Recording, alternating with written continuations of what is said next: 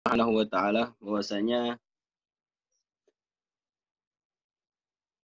pada pagi hari ini ya di tengah ujian yang masih Allah Subhanahu wa ta'ala berikan kepada kita, di tengah kenikmatan yang Allah Subhanahu wa ta'ala berikan kepada kita, kita masih berusaha untuk menggali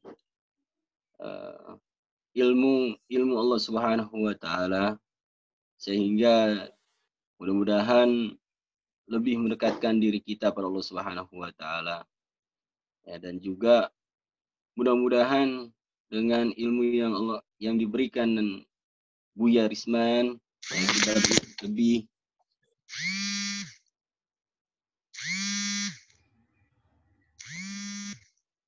masalah. Kita lebih memahami tabiat dakwah yang tabiat dakwah yang kita jalani. Suaranya antum, Ustaz. Tabiat dakwah yang kita jalani berkaca dari para anbiya, orang-orang soleh, ulama-ulama kita terdahulu. Oleh karena itu, agar Allah Subhanahu wa ta'ala memberikan keberkahan, kelancaran dalam pengajian ini, marilah kita sama-sama membuka dengan baca basmalah. Bismillahirrahmanirrahim. Bismillahirrahmanirrahim. Kemudian selanjutnya kita dengan arahan dari pimpinan cabang Muhammadiyah Setabudi Karet, yang insya Allah pada pagi hari ini akan diberikan oleh Bang Haji Ismet Kurniawan. Pada Bang Ismet Kurniawan kami persilakan. Terima kasih Pak Ustadz Gopur. Alhamdulillah rabbil alamin. Asyhadu an la ilaha illallah syarikalah wa asyhadu anna Muhammad abduhu wa rasuluhu nabi abada. Allahumma sholli wa sallim karim Muhammadin wa ala alihi washabihi ajmain. Raditu billahi rabba wa bil islami dina wa bi Muhammadin nabiyya wa rasulah. Rabbi shrah sadri wa yassir li amri wahlul 'uqdatam min lisani yafqahu qawli. Puji syukur kita panjatkan kehadiran Allah SWT di pagi hari ini.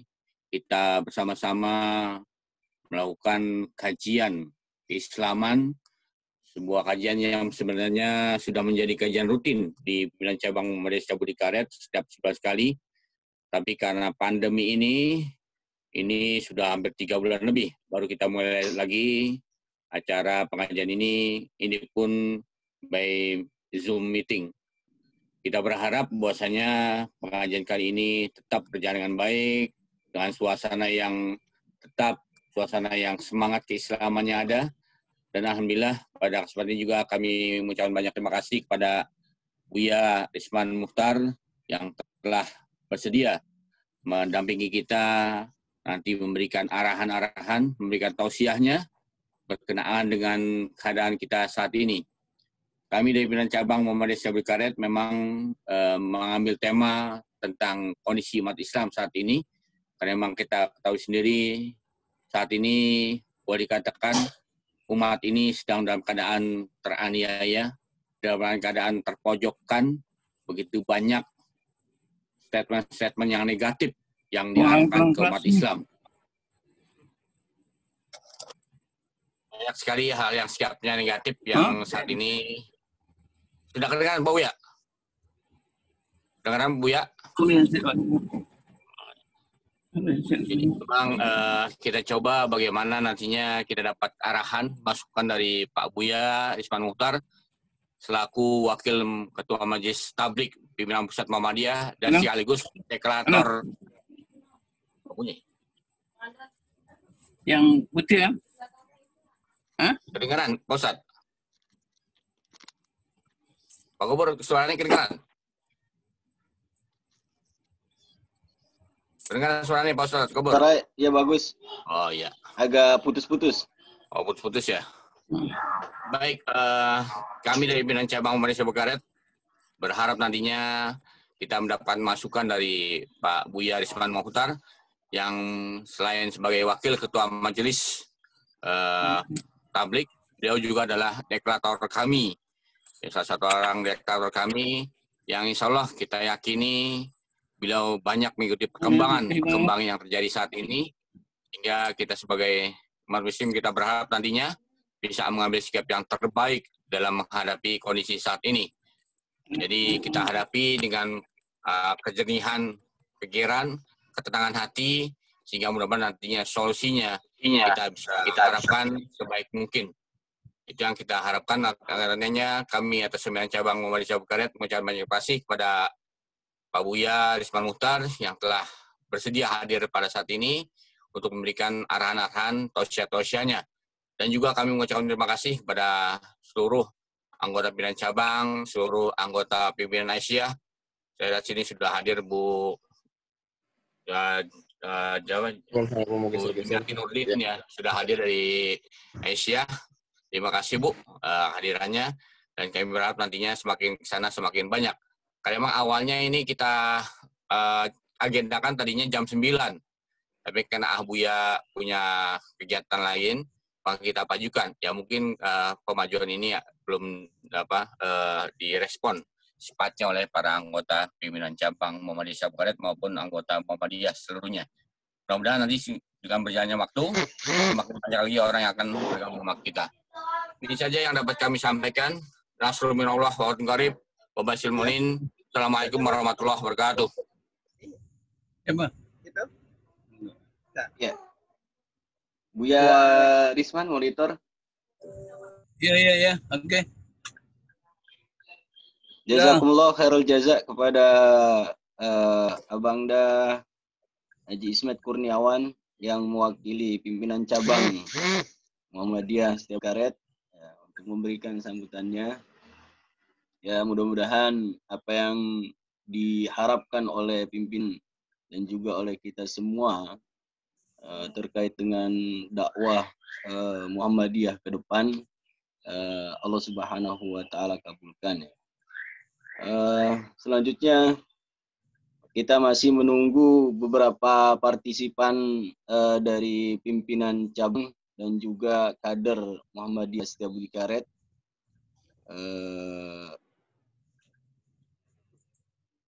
Bang Haji Ismet, kira-kira ada pandangan? Oh, Pak Ustadz, itu ada Pak Wito tuh, Pak Ketua PCM tuh. Mungkin beliau sedikit memberikan arahan dulu. Pak Ketua PCM baru bergabung sama kita tuh, alhamdulillah. Beliau tuh. Sudah hadir beliau.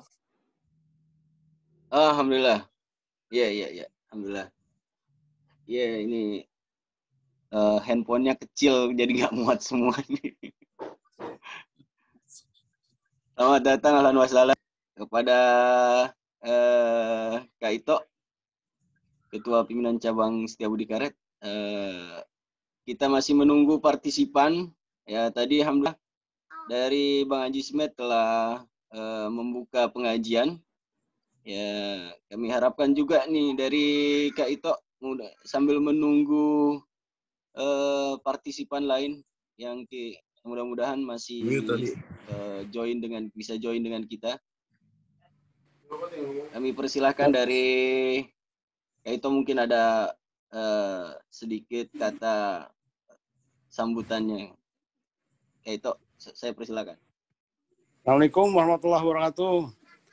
Assalamualaikum warahmatullahi wabarakatuh. Alhamdulillah. Terima kasih Buya Risman atas waktunya nih untuk pimpinan cabang Muhammadiyah Setiabudi Karet. Di tengah pandemi kita berperang melawan COVID, kita juga sedang berperang melawan bagaimana umat Islam ini selalu mendapat tekanan dari berbagai pihak. Jadi mudah-mudahan dengan tausiah, dengan ceramah dari Buya nanti mampu membuka wawasan kita bagaimana kita benar-benar menghadapi musuh yang nyata dan musuh yang tidak nyata. Nah ini penting buat kami cabang Setiabudi karena bagaimanapun kami cabang Setiabudi adalah cabang yang terdekat dengan pusat kekuasaan. Jadi jarak Muhammadiyah Setiabudi ke DPR dengan Muhammadiyah Setiabudi ke istana sama jaraknya. Jarak dari Muhammadiyah ke KPK, ke Kejaksaan Agung juga sama. Jadi ke kepolisian, ke Mabes Angkatan Darat juga sama. Kita di tengah-tengah nih, Pak Buya. Jadi cabang yang memang setiap ada masalah pasti kita yang pertama terkena atau yang pertama menghadapi permasalahan di lapangan. Jadi itu aja Buya, kami berharap juga pada seluruh keluarga besar Muhammadiyah Setiabudi, sambil menunggu yang lain, mari kita dengar dan kita simak baik-baik ceramah dari Buya menjadi bekal kita dalam menghadapi masa-masa yang sulit ini. Barangkali itu aja Ustaz Ghafur. Tadi Pak Haji Ismet sudah panjang lebar. Terima kasih. Nasuminallah wa tunqarib. Assalamualaikum warahmatullahi wabarakatuh. Waalaikumsalam warahmatullahi wabarakatuh. Alhamdulillah, jazakumullah khair. Yaitu ya Ketua Pimpinan Cabang Muhammadiyah Setiabudi Karet ya. Mudah-mudahan Allah Subhanahu wa taala senantiasa memberikan keberkahan pada setiap langkah dan memanjangkan umurnya ya, dan kita masih bersama-sama pimpinan cabang Setiabudi Karet bergerak dalam dakwah Muhammadiyah. Untuk selanjutnya insya Allah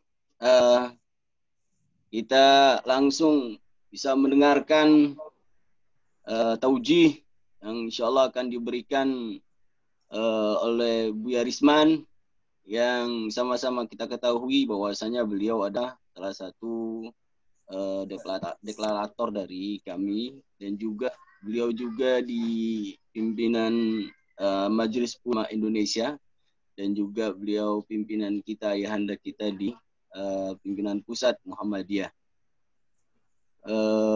Buya Risman, ayahanda Buya Risman. Ya, oke. Monitor. Ya, monitor ya.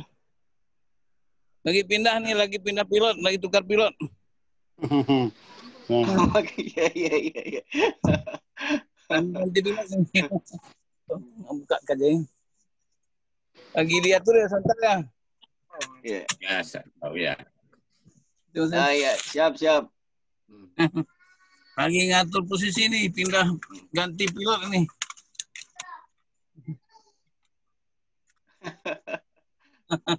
Siap Buya, kita tunggu. Oke.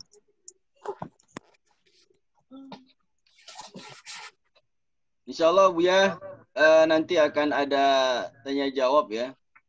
Kita berikan waktu ke Buya Risman untuk memberikan taujihnya, mudah-mudahan sekitar 30 sampai 45 menit, dan insya Allah nanti 15 menit akan berdiskusi, atau mungkin ada pandangan dari Buya terkait waktunya, kami persilakan. Kita akan mengisi dengan tanya jawab nanti Buya, insya Allah. Oke.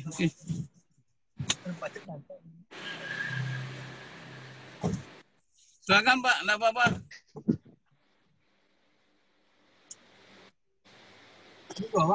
Ya. Halo. Pak Ghafur, silakan Pak Ghafur.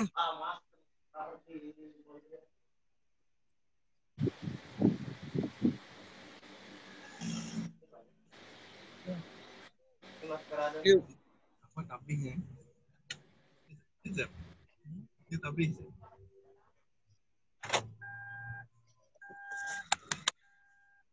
Halo.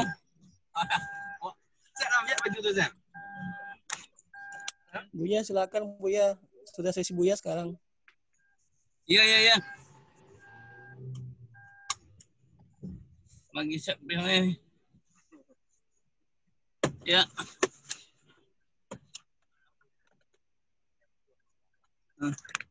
Oke. Kamu jangan.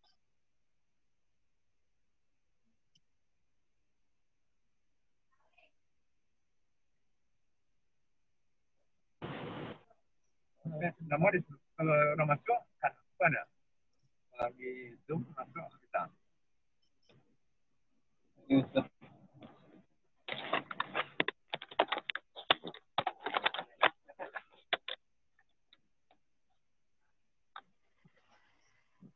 Assalamualaikum warahmatullahi wabarakatuh. Waalaikumsalam warahmatullahi wabarakatuh. Warahmatullahi wabarakatuh. Alhamdulillah. Wassalatu wassalamu ala Rasulillah wa ala alihi wa sahbihi wa malah. Asyhadu an la ilaha illallah wa asyhadu anna Muhammadan abduhu wa rasuluh. Amma ba'd. Bapak, Ibu, jemaah, sahabat-sahabat keluarga besar Muhammadiyah cabang Karet. Saya hormati. Ya, alhamdulillah pagi ini kita masih berikan Allah SWT kesehatan dan kesempatan ya. Ini kita Rasulullah ini merupakan nikmat yang luar biasa, sehingga Rasulullah mengatakan nikmat ini kadratani maghbunun fihima annas as-sihah wal farq. Di Rasulullah ada dua nikmat yang besar yang sangat diinginkan, tetapi banyak manusia yang tertipu, banyak manusia yang lupa, akhirnya banyak yang menyia-nyiakan dua nikmat itu, yaitu kesehatan dan kesempatan. Padahal semua nikmat apa saja itu akan bisa kita nikmati apabila yang dua ini kita miliki, sehat dan waktu. Ya, walaupun kita misalnya sehat, tapi kalau waktu nggak ada, ya nggak bisa juga. Kita punya banyak uang, kita punya fasilitas, tapi kesehatan nggak ada. Atau kesehatan ada, tapi waktu nggak ada. Nah, jadi ini dua hal ini perlu kita maksimalkan dalam kehidupan kita. Karena ini modal utama yang diberikan Allah Subhanahu wa Ta'ala. Nah, pagi ini alhamdulillah keluarga besar Muhammadiyah cabang Karet Setiabudi telah memanfaatkan waktu ini untuk kita berbincang-bincang dalam hal-hal yang berkaitan dengan Islam dan berbagai permasalahan yang kita hadapi dalam kehidupan, baik dalam kehidupan pribadi, keluarga, bermasyarakat, berbangsa, dan bernegara. Nah, cuman pagi ini saya diberikan judul yang agak berat ini. Jadi dalam kertinaian ini, saya ingin sebetulnya menyepakati dengan kita, ya barangkali mungkin istilah kertinaian itu kita ganti dengan kesusahan lah. Gitu. Kertinaian itu nanti kan ada yang mau zolimi, ada yang terzolimi, ya, ada macam-macam ya. Ini bahasanya kadang-kadang bisa digoreng juga ini. Ya. Yang jelas bahwa memang kita manusia ini Allah ciptakan untuk bersusah payah. Coba kita lihat misalnya surah Al-Balad itu, la uqsimu bihadzal balad wa anta hillum bihadzal balad wa walidi wa ma walad laqad khalaqnal insana fi kabad. Jadi Allah katakan sungguh kami telah ciptakan manusia itu dalam kesusahan. Ada yang lebih mengatakan kita ini memang hidup diciptakan Allah untuk bersusah payah.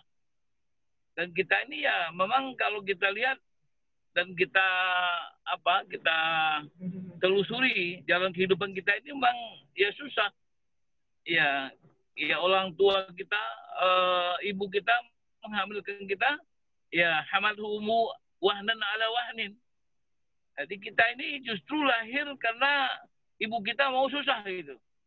Kalau ibu kita tidak mau susah, ya dia gampang saja pergi ke bidan, dia kukulkan selesai, kita tidak ada kita. Justru kita ini ada karena memang ibu kita siap untuk susah. Ya orang tua kita juga dari kecil sampai besar membesarkan kita, menyekolahkan kita ya susah. Jadi memang kita hidup ini memang untuk untuk susah. Karena memang ada orang juga mengatakan tidak ada senang itu dua kali, santai dua kali, nggak ada. Santai di dunia, susah di akhirat. Kalau kita mau santai di akhirat, kita harus mau susah di dunia gitu. Nah ini paradigma yang perlu kita bangun. Jadi tidak ada waktu kita untuk bersantai-santai, tidak ada waktu kita untuk bersenang-senang. Sehingga paradigma kita tentang hasanah di dunia itu pun juga harus kita perbaiki. Hasanah di dunia bukan berarti kita dapat harta yang mewah, banyak, rumah mewah, mobil mewah, hidup senang, bisa berjalan-jalan kemana-mana. Bukan itu yang dikatakan hasanah di dunia. Hasanah di dunia itu adalah kita sebagai muslim, kita sebagai orang beriman, yang diberikan Allah kesempatan untuk bisa melaksanakan syariat Allah SWT, bisa melaksanakan tugas kekhalifahan kita di permukaan bumi. Nah, oleh karena kita ini memang hidup untuk apa namanya, untuk bersusah payah, maka kita memang melakukan sesuatu dalam rangka bagaimana kita memanfaatkan waktu ini sebanyak-banyaknya untuk melakukan ya amal soleh dan amal muslih. Jadi ini saya ingin apa dulu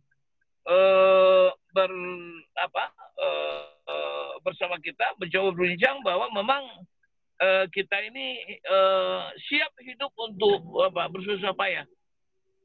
Coba kita misalnya sekarang ini, coba kita telusur sejarah misalnya. Bangsa kita ini menjadi merdeka karena para pendahulu kita ini mau susah gitu. So, kalau dilihat dari sudut material, mungkin barangkali kelapangan hidup segala macam. Malah saya pernah tanya sama orang-orang tua dulu, bagaimana waktu mereka hidup di zaman penjajahan. Kata mereka, di saat itu kalau dari segi materi, itu memang ya katakanlah waktu itu ada uang benggol ya. 1 benggol, 1 sen itu aja mereka sudah bisa mendapatkan sesuatu. Artinya waktu itu nilai uang itu sangat luar biasa. Artinya dari segi dunia mereka senang, ya tidak susah lah apa yang mereka inginkan apa. Tapi mereka tidak mau, mereka berjuang, mereka mau berani melawan penjajah, berani menghadapi kesusahan. Kenapa? Karena bagi mereka yang mereka inginkan, yang mereka dambakan bukan hanya sekedar hidup senang di dunia dengan katakanlah material, kebendaan yang cukup. Tapi mereka ingin hidup dalam sebuah kemerdekaan. Hidup dalam sebuah suasana yang mereka bisa memiliki, melaksanakan Islam, akidahnya dengan baik, dengan benar. Sehingga mereka berjuang untuk mendapatkan sebuah kehidupan yang baik, bukan hanya segi materi, tapi mereka bisa melaksanakan ajaran Allah Ta'ala, bisa beribadah dengan benar, bisa hidup dalam sebuah suasana kemerdekaan. Kenapa? Karena orang Islam dengan akidah tauhid yang mereka miliki, sebetulnya pada hakikatnya mereka ingin hidup merdeka. Karena tauhid itu adalah sebenarnya sebuah deklarasi, momentum seorang hamba betul-betul mau memerdekakan diri dari segala macam perbudakan apapun, dari rasa takut kepada siapapun, dari pengaruh apapun, kecuali hanya pengaruh dan kekuatan Allah SWT. Itu makanya saya mau katakan bahwa hidup ini sebetulnya untuk kita ya mau bersusah payah, ya berjuang, ya dan malah Allah SWT melalui Al-Quran itu ada 3 kali Allah mempertanyakan kepada kita dengan kalimat am hasibtum. Ada Allah mengatakan a'udzubillahi am hasibtum adkhul jannah, apakah manusia itu akan mengira, apakah kamu akan mengira kamu akan masuk surga? Walamma ya'tikum mathalul ladzina khalu min qablikum masasmul ba'sa wad dharra wa zulzilu hatta yaqula rasulul ladzina amanu mata nasrullahi ala inna nasrullahi qarib. Ya kata Allah SWT, adakah kamu kira kamu akan masuk surga sebelum datang kepadamu sesuatu yang telah datang kepada orang-orang terdahulu kamu? Mereka merasakan ya penderitaan hidup, mereka merasakan kesengsaraan, mereka merasakan bermacam tekanan politik, tekanan ekonomi, tekanan macam-macam. Ya. Lalu sampai Rasul saja waktu itu yang paling kuat imannya, yang paling cinta Allah SWT, dan dia kasih Allah SWT, dan dia malah sampai berdoa kepada Allah, mata Nasrullah, ya Allah, kapan lagi ini pertolongan akan datang? Ala inna nasrullah qarib. Allah katakan pertolongan Allah itu sangat dekat. Jadi artinya saya ingin mengatakan dulu bahwa memang kalau kita ingin mendapatkan kebahagiaan di akhirat nanti, maka tentu kita harus siap untuk bersusah payah di dunia ini. Nah, ini yang barangkali perlu kita bangun, bahwa kita perlu ya siap menghadapi ya segala macam bentuk kesusahan dunia, apa itu kesusahan dalam perjuangan, kesusahan dalam berdakwah, Ya, apalagi kita di Muhammadiyah, bermuhammadiyah ini adalah kita telah mengambil satu jalan, memilih satu pilihan untuk berdakwah. Nah, berdakwah artinya apa? Kita ingin menjadi bukan saja orang yang soleh, tapi ingin menjadi muslih. Ya. Soleh dengan muslih, ya kalau orang soleh itu adalah baik untuk dirinya sendiri. Tapi orang muslih, orang yang berusaha untuk memperbaiki keadaan-keadaan, ingin melakukan perbaikan, memperbaiki akidah, memperbaiki ibadah, memperbaiki kehidupan, memperbaiki pribadi, keluarga, memperbaiki bangsa dan negara. Nah, kalau kita sudah muslih, maka itu tantangannya luar biasa. Nabi Muhammad SAW, ketika dia belum diangkat jadi Rasul, dia orang saleh. Dia orang yang baik, orang yang jujur. Semua orang percaya sama dia. Sehingga dia diberikan gelar Al-Amin. Semua orang senang dengan dia. Semua orang mempercayai dia. Malah menjadikan dia sebagai apa? Untuk menitipkan amanah. Untuk menyelesaikan perkara. Orang-orang Quraisy itu semua senang sama Nabi Muhammad SAW. Ketika dia belum jadi Rasul. Ketika dia belum lagi diperintahkan untuk berdakwah. Tapi ketika Nabi Muhammad sudah jadi Rasul, maka dia masuk lagi naik, tidak jadi soleh saja, tapi dia menjadi muslih. Ya. Menjadi orang muslih. Allah utus dia sebagai Rasul untuk memperbaiki akidah umat yang sudah rusak. Memperbaiki kehidupan masyarakat yang sudah centang perenang dengan hukum-hukum jahiliyah. Memperbaiki ya muamalah, akhlak masyarakat yang sudah disebut jahiliyah. Dan ketika dia sudah melakukan upaya-upaya untuk menjadi muslih, maka dia akan berhadapan dengan masyarakat. Ya, masyarakat, ya katakanlah masyarakat ya kafir Quraisy yang mereka tidak yang mereka tidak siap untuk diperbaiki akidahnya. Mereka malah menghadapi dakwah yang disampaikan Rasulullah itu dengan apa? Dengan permusuhan. Nabi Muhammad yang tadinya dianggap sebagai apa? Dianggap sebagai orang yang yang tadinya orang yang jujur, orang yang dia percaya. Tapi kemudian ketika Nabi Muhammad sudah berdakwah, mereka benci dan mereka melakukan berbagai upaya-upaya terhadap menghalangi dakwah Nabi Muhammad. Ya, secara politik mereka melakukan berbagai upaya-upaya untuk melakukan provokasi, menjelajahkan Muhammad, merusak kredibilitasnya, privasinya, kemudian selalu direcokin, kemudian nama baiknya di tengah masyarakat Quraisy selalu dianggap sebagai orang yang akan membawa kerusakan terhadap bangsa Quraisy. Dari segi ekonomi, Nabi Muhammad diembargo.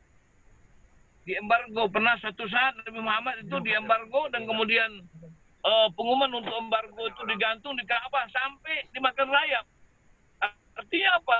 Bahwa Nabi Muhammad SAW setelah dia diperintahkan Allah SWT untuk berjihad, untuk melakukan muslih,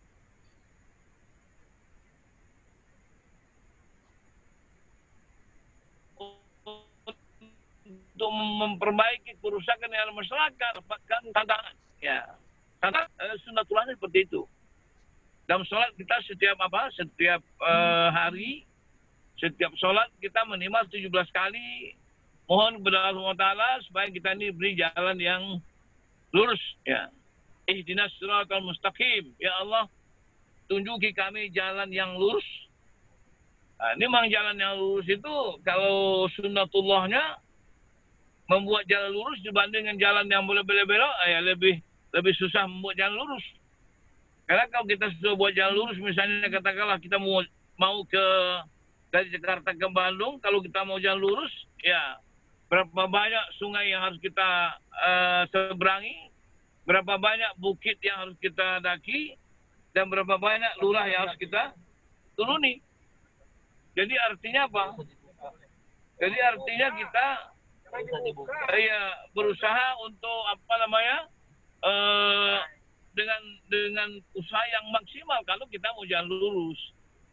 Nah, kalau kita mau jalan bikin jalan berbelok ya ada sungai, kita cari yang agak jaraknya pendek, ada apa.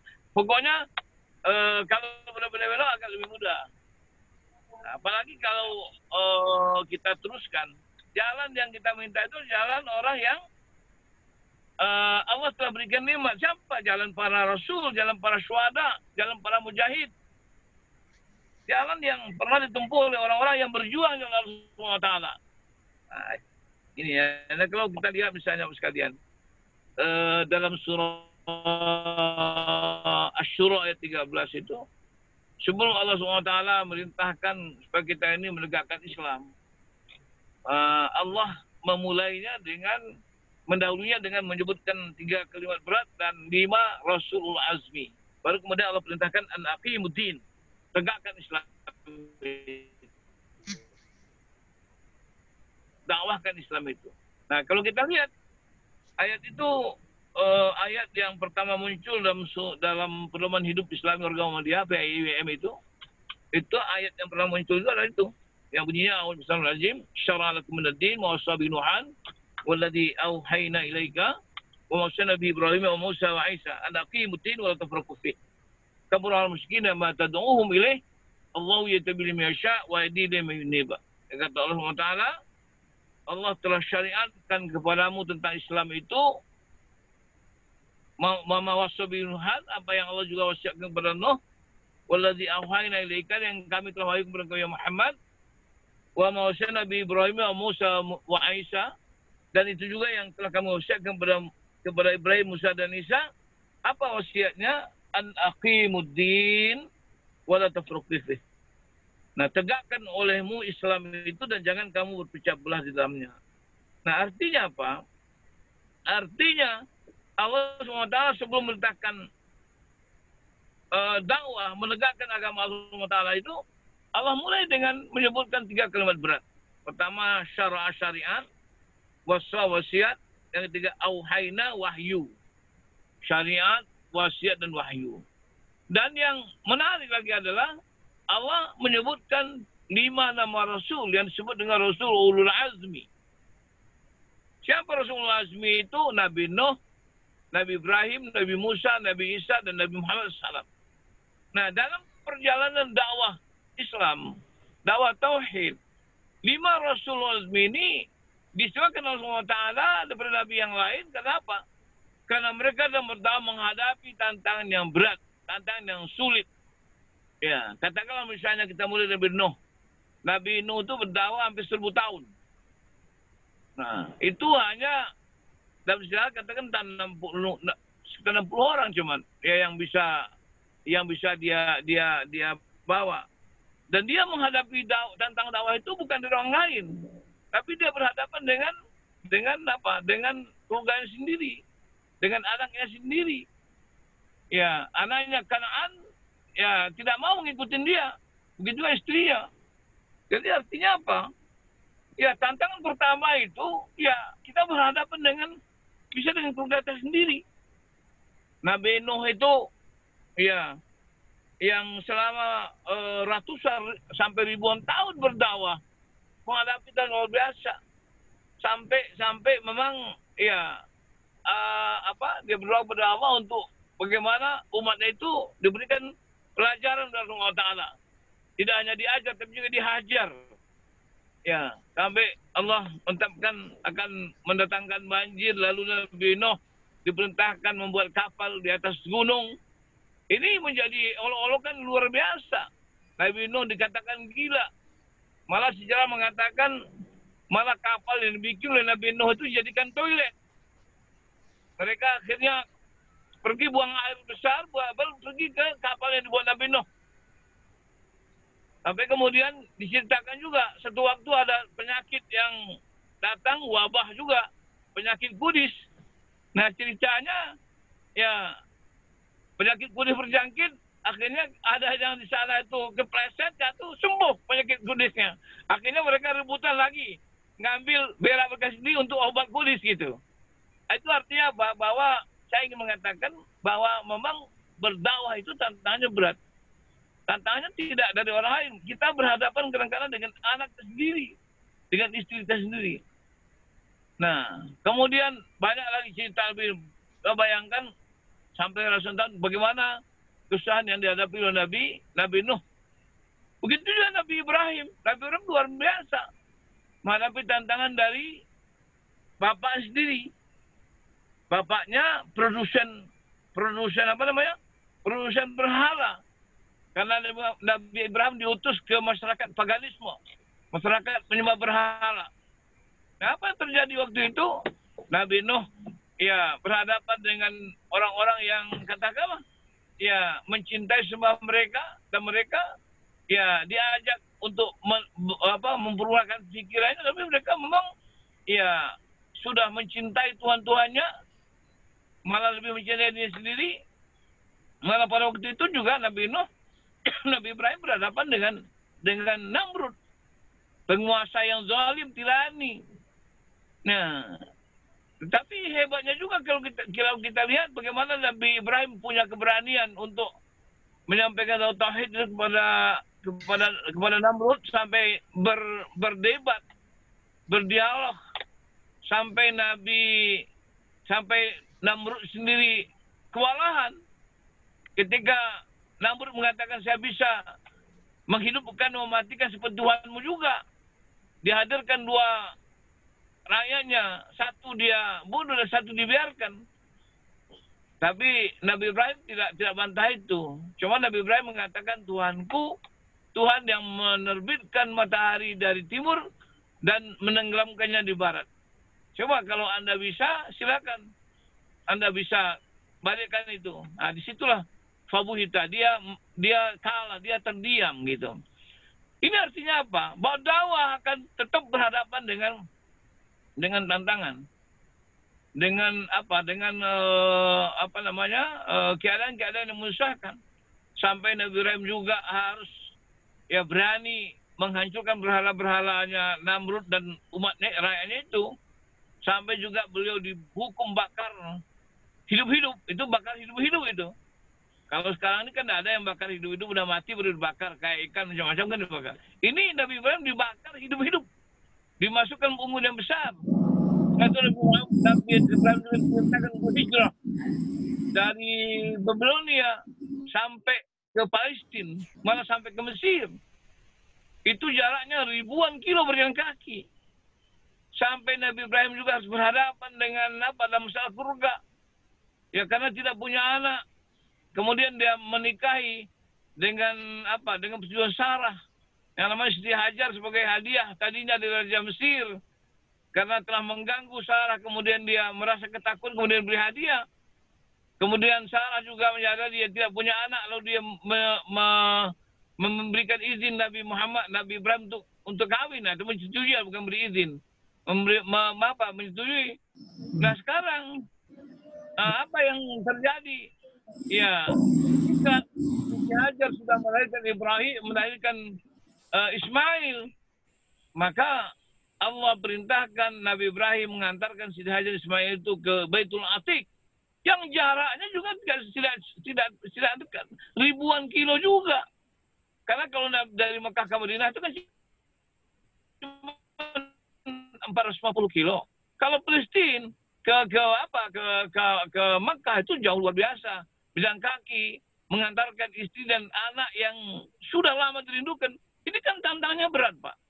Belum lagi setelah anaknya besar, sudah dewasa, datang lagi perintah untuk menyembelih.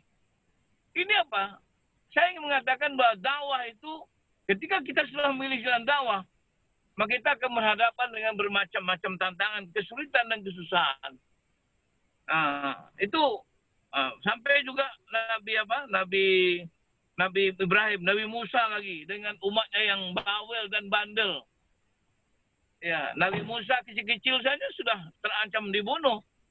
Karena pada waktu itu berdasarkan ramalan dari para tukang sihir bahwa nanti akan ada orang yang akan menjatuhkan kekuasaan Firaun. Lalu waktu itu tukang sihir memberikan rekomendasi supaya supaya buat peraturan-peraturan supaya jangan ada nanti lahir. Akhirnya ada regulasi yang mengatakan yang dibuat oleh Firaun, siapa saja anak laki yang lahir tahun itu harus dibunuh. Dan Musa lahir pada tahun itu. Kemudian Nabi Musa terpaksa dihanyutkan di Sungai Nil. Kemudian Allah hantarkan kepada rumah Firaun. Karena Firaun dan Aisyah itu Aisyah ya. Aisyah istri Firaun tidak beranak. Dan kemudian ketika ada anak yang hanyut dalam peti itu diambil. Begitu Allah SWT wa makru makallahu wallahu khairul makirin. Yang namanya Firaun yang tidak mau digantikan kuasanya. Tapi kemudian Allah hantarkan ke rumahnya orang yang akan menggantikan kekuasaannya itu Musa. Ketika Musa sudah mulai besar, ya, ketika kecil kan pernah mau mencabutnya jenggotnya Firaun. Akhirnya Firaun tidak senang, mau bunuh. Maka waktu itu Aisyah bininya itu, istrinya itu mengusulkan, ya cuma kan ada anak-anak, cuma kita coba, nah, taruh roti, taruh api, emas dan api gitu. Akhirnya ketika diceritakan Qasul Anbiya, ketika Nabi Ibrahim mau mengambil emas, lalu tangannya diapa ke api itu, kemudian dia memakan api itu sampai lidahnya sampai besar, sampai dewasa lidahnya Nabi Musa itu tidak bisa bicara lurus, agak cadel. Sehingga dia minta kepada Allah SWT supaya ada yang mendampingi, yaitu Harun. Sehingga ada doa daripada Nabi Musa itu yang selalu kita dibaca oleh orang-orang yang mau ceramah, Rabbi shrah li sadri wa yassir li amri wahlul 'uqdatam min lisani yafqahu qawli. Bukalah ikatan di lidahku. Kenapa? Karena dia sudah makan bara api. Nah, udah besar. Ketika dia membela Bani Israel, sempat dia membunuh. Ada orang satu kali tampar meninggal. Akhirnya dia kejar sampai terdampar di tempatnya Nabi Syuaib. Akhirnya kawin dengan Nabi Syuaib. Kan banyak lagi itu. Artinya apa? Saya ingin mengatakan bahwa ketika kita memilih jalan dakwah, kita pasti akan berhadapan dengan bermacam tantangan. Dari istri kita, dari anak kita sendiri, dari penguasa yang zalim. Dan itu itu adalah merupakan sebuah perjalanan sejarah. Ya, nanti lagi macam-macam dihadapi sampai Nabi Musa terakhir untuk menyelamatkan umatnya itu dikejar sampai ke tepi Laut Merah. Akhirnya di situ Musa diberikan mukjizat Allah untuk membukukan tongkatnya kalau itu dan terbelah. Dan akhirnya dikejar, kemudian perangkan disitulah akhir daripada kekuasaannya Firaun. Nah, belum lagi umatnya yang bandel, yang selalu tidak puas, yang minta ini dan itu. Wah, macam-macam. Nah, ini tantangan-tantangan. Belum lagi Nabi Isa dan Nabi Muhammad terakhir. Artinya apa? Saya ingin mengatakan bahwa memang hidup itu penuh dengan kesusahan, Pak. Jadi tidak ada, jangan sampai kita bermimpi bahwa dengan berdakwah ini kita akan mendapatkan kesenangan duniawi. Ya, itu jauh daripada apa yang dihadapi oleh nabi-nabi. Nabi Muhammad SAW ketika dia pergi ke Taif, ketika dia sudah mendapat tantangan yang berat dan tidak ada lagi ruang untuk berdakwah di Mekah, ya di sana kebetulan ada belahannya, mungkin ada sukunya yang masih ada di sana. Tapi dia coba untuk ke sana, apa yang terjadi? Dia disambut dengan penolakan, kemudian dia diusir, dilemparin batu sampai dia tumitnya berdarah, dilemparin batu. Sampai malaikat pun dalam sejarah mengatakan, menawarkan kepada Nabi Muhammad, apa yang kau minta bang? Maka kita akan hancurkan itu Taif. Nabi Muhammad juga hanya mengatakan Allah madhib innahum qaumun la ya'lamun. Ya Allah, tunjukkan mereka tidak tahu. Dan itu luar biasa. Rasulullah juga diancam dibunuh, Rasulullah juga dituduh gila, Rasulullah diusir sampai hijrah 2 kali ya ke Ethiopia. Kemudian Rasulullah tidak ikut ke Ethiopia, tapi Rasulullah memerintahkan supaya umat Islam sebagian untuk pergi ke Ethiopia, tapi kemudian ya Rasulullah Allah SWT perintahkan lagi hijrah ke Madinah. Ini dulu dengan pengepungan rumah Nabi Muhammad. Nah, sampai di Gua Sur, kemudian di Gua Sur, kemudian ada perintah untuk hijrah. Maka Nabi Muhammad baru hijrah dan diikuti oleh sahabat-sahabat waktu itu. Nah, ini artinya apa? Ya, perjuangan dakwah itu akan berhadapan dengan tantangan-tantangan. Akan berhadapan dengan ancaman-ancaman. Bahwa kita hidup ini harus siap untuk susah. Kita tidak boleh berpikir bahwa hidup di dunia ini untuk mendapatkan kesenangan. Kesenangan di dunia bukanlah dalam arti kesenangan material. Tapi hasanah di dunia ketika kita diberikan oleh Allah Ta'ala kemampuan dan kekuatan untuk melaksanakan syariatnya, untuk menjalankan tugas kita, untuk melaksanakan pengabdian kepada Allah Ta'ala, ya, dengan segala keadaannya, dan itulah yang hasanah di dunia. Nah, ini yang barangkali Pak, Ibu-Ibu sekalian, dan para jemaah yang saya hormati, yang membangun paradigma kehidupan bahwa untuk mendapatkan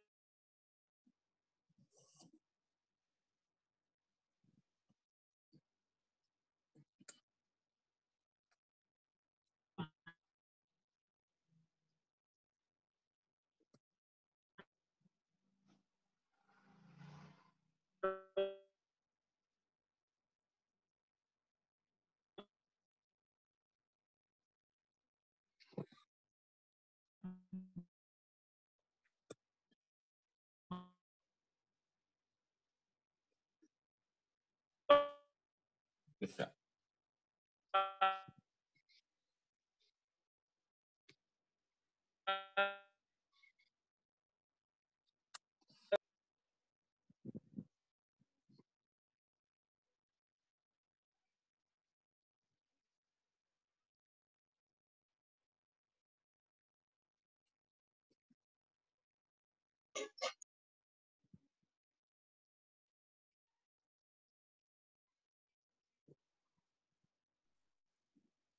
Kayaknya Bu Yarisman keluar ini.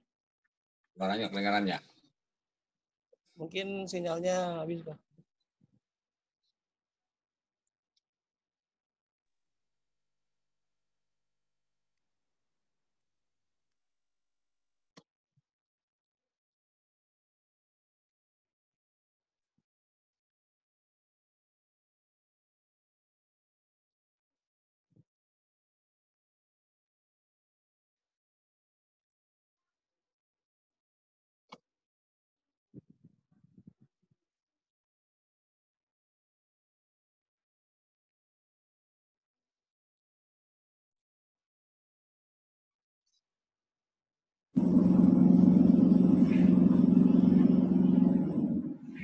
Ustaz, apa namanya? Ustaz Buya kayaknya sinyalnya. Terus ini terkeluar dari Zoom.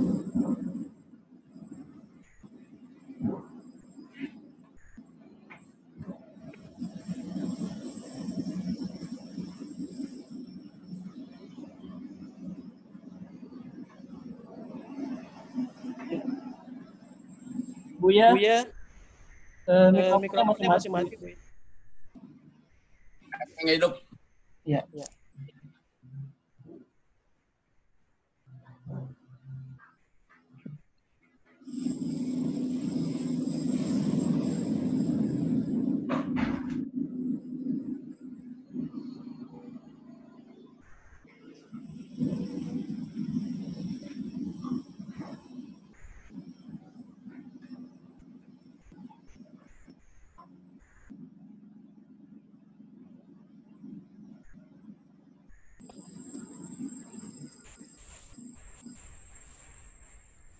ya sudah saya unmute, Pak.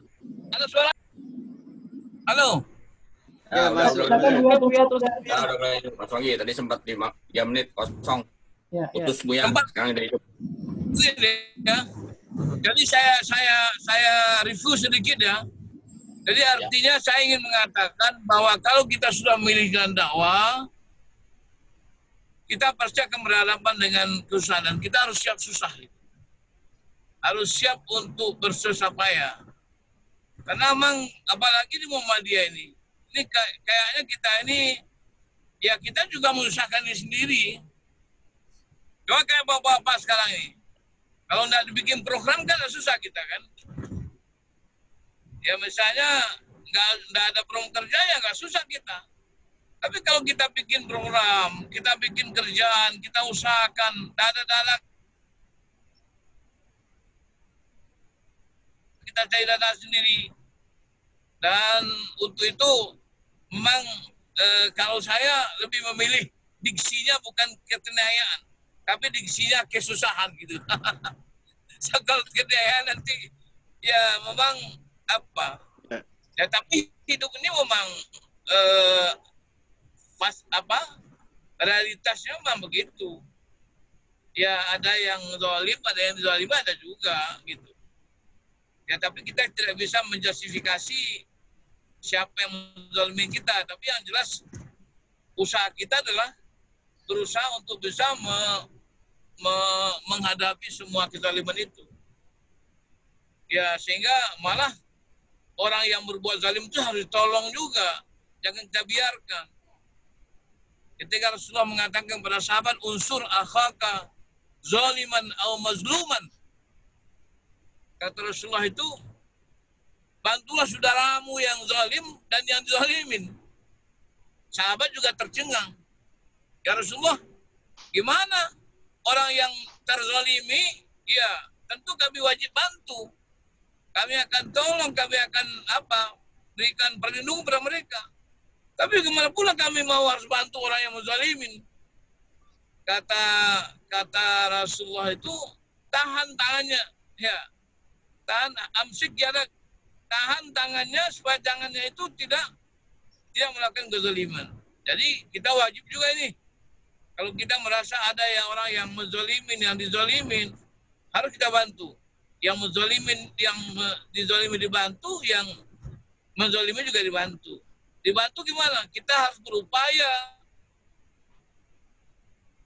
berjuang untuk menahan cara-cara yang kalau di Muhammadiyah itu dengan cara-cara yang sesuai dengan aturan-aturan, dengan Al-Quran dan Sunnah, dan cara-cara yang sesuai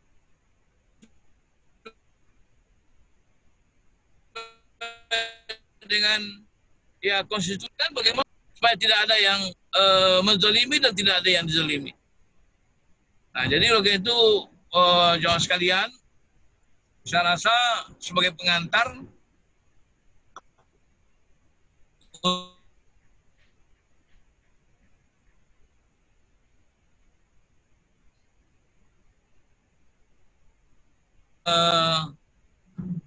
setengah jam kalau lebihnya, mungkin lebih. Mari kita diskusi, mari kita bicarakan, mari kita saling berbagi informasi yang bermanfaat.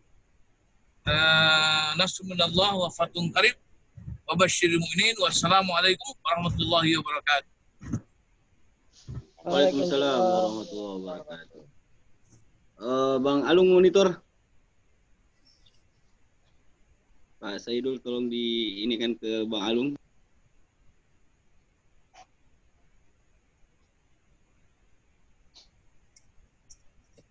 Jazakumullah khairal jaza. Guru kita Buya Risman yang telah memberikan taujih yang luar biasa pada pagi ini, ya, dimulai dari kisah para nabi dan juga tentunya kisah nabi kita besar Muhammad sallallahu alaihi wasallam. Ya, mudah-mudahan apa yang dipaparkan oleh guru kita Buya Risman bisa memberikan pencerahan pada pemikiran kita ke depan dan juga penguatan, ya, penguatan untuk motivasi, ya, kekuatan di hati kita sehingga sampai kapanpun kita tidak akan meninggalkan dakwah, terutama khususnya dakwah di Muhammadiyah. Untuk itu agar wawasan pemikiran kita lebih meluas, dan mudah-mudahan sekali lagi, ya, kekuatan hati kita ditambah oleh Allah Subhanahu wa taala. Maka saya buka sesi tanya jawab. Mudah-mudahan sekali lagi bisa membuka wawasan kita lebih luas. Saya persilakan mungkin dari yang para pimpinan laki-laki terlebih dahulu, atau yang ladies first, dari Ibu Aisyah, kami persilakan. Ini mohon maaf, suara di Depok kayaknya ini nggak kedengeran nih. Kira-kira partisipan mendengar suara saya? Asad, beneran.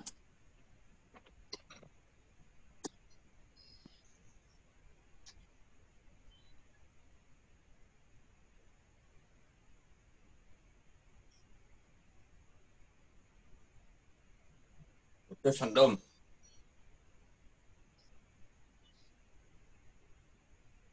Ya. Mana Pak?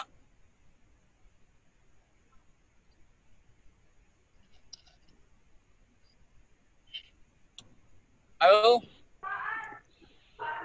Itu Pak Ustadz Gobur. Putus Ya. beliau ya.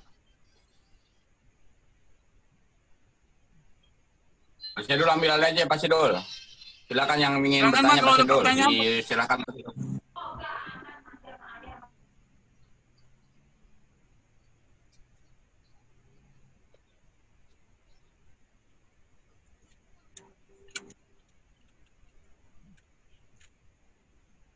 Assalamualaikum warahmatullahi wabarakatuh. Waalaikumsalam warahmatullahi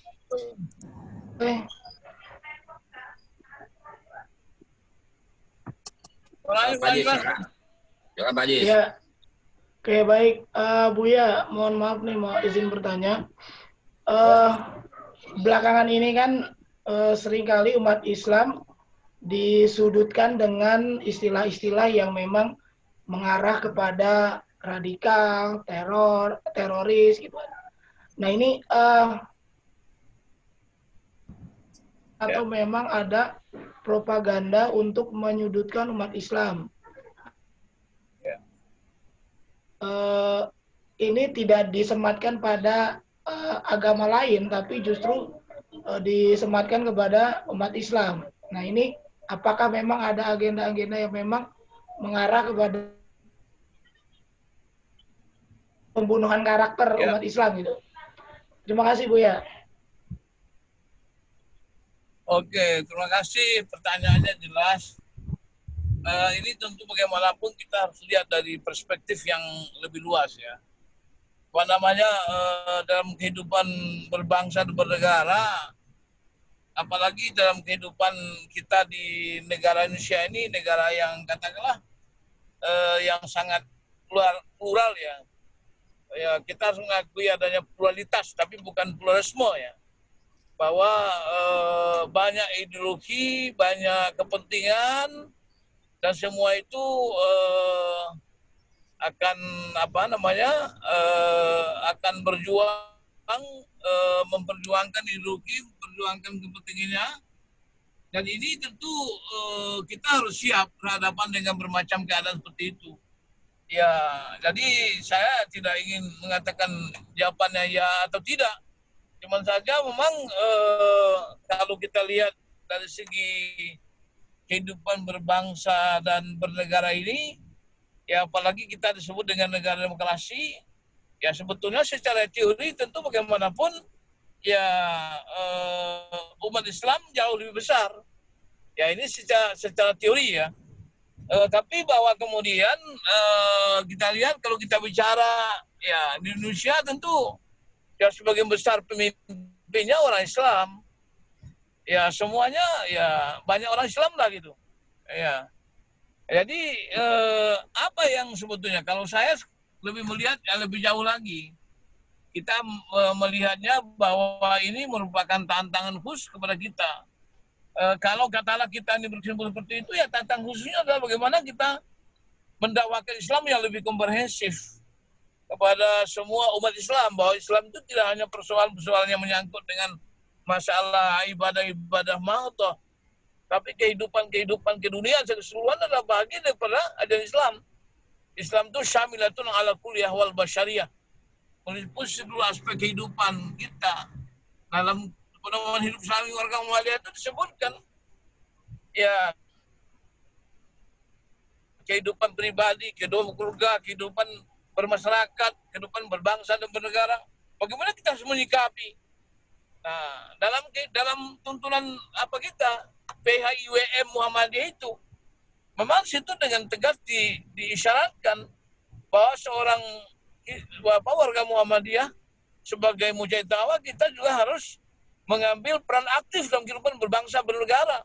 Orang Muhammadiyah tidak boleh diam dalam kehidupan berbangsa dan negara. Orang Muhammadiyah harus ikut ambil bagian tanggung jawab untuk bagaimana dalam kehidupan berbangsa dan negara ini. Ketika orang Muhammadiyah misalnya tidak mau ambil bagian, maka di situ akan timbul persoalan.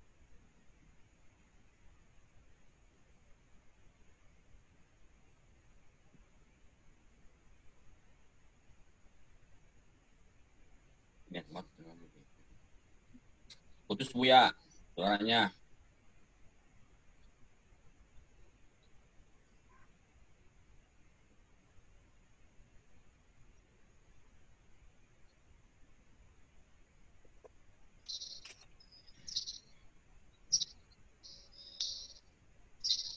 Suaranya nggak ada, Pak.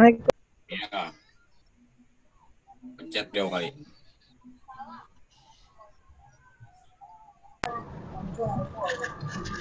Buya, suaranya Buya. Assalamualaikum, Pak Ismet. Salam, Buses.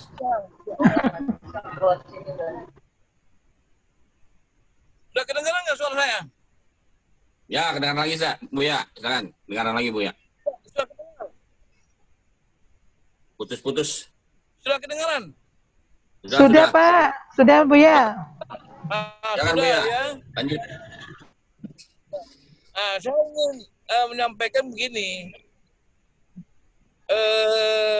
Dalam menyikapi keadaan yang sekarang ini, terutama dalam kehidupan berbangsa dan negara, kita sebetulnya sudah ada tuntunan dari PHIWM kita itu. Pedoman hidup Islami warga Muhammadiyah itu kan menyatakan dalam kehidupan berbangsa dan negara, orang Muhammadiyah itu kan harus ikut aktif. Gitu. Jadi aktif ya, proaktif malah bukan aktif, proaktif dalam kehidupan berbangsa dan negara. Artinya apa? Bahwa kita harus ikut dalam segala proses perjuangan ekonomi dan politik. Ya, jadi bagi kita sebetulnya Muhammadiyah, memang kita tidak partai politik, tapi kita adalah melaksanakan politik yang bukan barangkali ya kita tentu tidak berpolitik, tapi tidak low politik, tapi kita high politik. Seperti yang dilakukan Muhammadiyah tentang jihad konstitusi misalnya. Itu memang harus kita lakukan. Dan setiap pribadi orang-orang Muhammadiyah harus memilih, harus melakukan langkah-langkah strategis bagaimana supaya ya kehidupan politik ini harus kita masuk ke dalamnya. Nah, apalagi Pak, kalau menurut saya ini saya kalau kita lihat misalnya surah Ali Imran 4 itu yang kita baca tiap hari sebagai dan kita akui ayat Muhammadiyah itu kan ya'muruna bil ma'ruf wa yanhauna 'anil munkar itu memerlukan kekuasaan. Gak bisa kita amar ma'ruf nahi munkar kalau kita tidak punya kekuasaan. Kata-kata ya'muruna itu aja sudah mengisyaratkan. Ya'muruna itu dibangun dari kata-kata amara. Amara ya'muru isim fa'ilnya amir. Jamaknya umara. Umara itu orang yang tukang perintah, ya pemerintah. Ya kalau kita mau amar ma'ruf munkar kita harus pegang pemerintah gitu. Harus berkuasa juga. Orang Muhammadiyah harus jadi presiden, jadi menteri, jadi macam-macam. Ya, tentu dengan proses yang benar sesuai dengan ya sifat dan pri Muhammadiyah, sesuai dengan visi Muhammadiyah. Oleh karena itu menurut saya sekalian, ke depan memang bagaimanapun baik saya pribadi maupun institusi ya kita bagaimanapun tidak boleh artinya absen dalam kegiatan-kegiatan berpolitik Indonesia. Sebagai umat yang mayoritas kita sesungguhnya harus mampu memengaruhi dan memberikan warna terhadap kehidupan politik, dan itu dimungkinkan oleh apa kita, oleh konstitusi kita. Apalagi Pancasila yang kita perjuangkan dan merupakan sebuah kontribusi besar umat Islam terhadap negara. Ini sangat memberikan kemungkinan seperti itu. Nah, oleh karena itu sekalian, saya malah ingin mengatakan ya kita jangan jadi umat Islam yang, kalau bahasa saya agak sedikit tapi ini sekedar aja ya. Kita tidak boleh jadi umat yang cengeng gitu. Kita tidak boleh menjadi mau balik jadi dai, tidak boleh cengeng. Ya, cengeng artinya apa? Ya sedikit aja tantang kita sudah merasa jangan. Dan kita harus malah siap menghadapi segala, dan negara ini negara kita, bangsa ini bangsa kita, yang berjuang kemerdekaan adalah kita, dan yang kita berkewajiban membela negara ini. Ketika ada orang yang mengganggu, kita harus hadapi. Ketika ada orang yang merusak, kita harus menghadapi mereka. Ya gitu Pak. Jadi ini yang barangkali bisa saya berikan jawaban secara umum gitu. Oke Pak. Baik, terima kasih Buya atas jawabannya. Bang Haji Ismet, monitor apakah suaranya masih bagus di sana? Bagus. Masih sangat jelas. Ya, alhamdulillah. Cuma saya ini, kenapa nih ini suaranya agak putus-putus nih kayaknya di Depok nih. Depok zona merah soalnya. Ya, mungkin dari partisipan yang lain yang hadir saat ini, dari ibu-ibunya, mungkin ada pertanyaan yang bisa dilontarkan, ya. Tanyakan kepada Buya Risman, karena kita tahu Buya Risman ini sibuk nih. Ini aja di sela-sela kesibukan beliau masih menyempatkan untuk memberikan taujih di pimpinan cabang Setiabudi Karet. Nah, silakan ibu-ibu yang punya pertanyaan.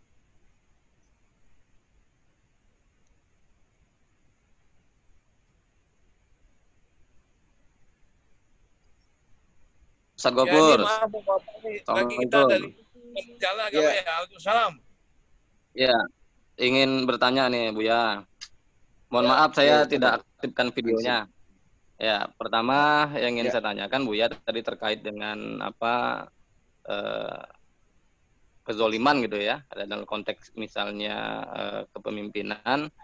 Yang ingin saya tanyakan pertama, menurut pandangan objektif dan subjektifnya Buya, untuk konteks kita sekarang secara nasional sudah masuk dalam pemimpin yang zolim atau tidak gitu, satu. Yang kedua, waktu rame-ramenya menjelang Pilpres maupun kemarin Pilkada DKI khususnya, itu kan juga ada diangkat juga itu hadis kalau tidak salah, punya pemimpin yang zolim itu katanya lebih baik daripada tidak ada kepemimpinan sama sekali gitu kan. Nah itu meletakkan konteksnya seperti apa itu Buya. Yang ketiga terakhir, saya tadi baru dapat pencerahan baru nih dari Buya mengenai frasa ya'muru tadi, bahwa ya dalam berdakwah atau dalam beramar ma'ruf nahi mungkar itu ternyata memang harus punya kekuasaan, kira-kira seperti itu. Nah, punyanya itu apakah memang secara dakwah siasah memang harus memegang kekuasaan, atau bisa juga dimaknai kita masuk dalam kekuasaan itu misalnya. Nah, jadi sehingga misalkan kalaupun Muhammadiyah tidak memegang kekuasaan, paling tidak kingmaker-nya lah atau begitu, atau yang bisa berada dalam, apakah itu ada dorongan supaya masuk dalam lingkungan kekuasaan untuk mempengaruhi atau bagaimana, atau kita pada posisi, kalau saya lihat sekarang ini kecenderungannya secara personality, alhamdulillah sih kalau saya melihatnya bapak-bapak kita ya, seperti Pak Amin, Pak Din itu kan kelihatannya cenderung mengambil posisi tidak berada di dalam, tapi mengingatkan dari luar gitu. Nah ini konteksnya bagaimana nih Buya kaitannya dengan kondisi kezaliman tadi dengan kemudian dakwah siasah itu. Terima kasih Buya. Ya, terima kasih. Ini pertanyaannya agak berat ya. Saya tentu tidak akan menjawab iya atau tidak ini. Saya cuman mengatakan bahwa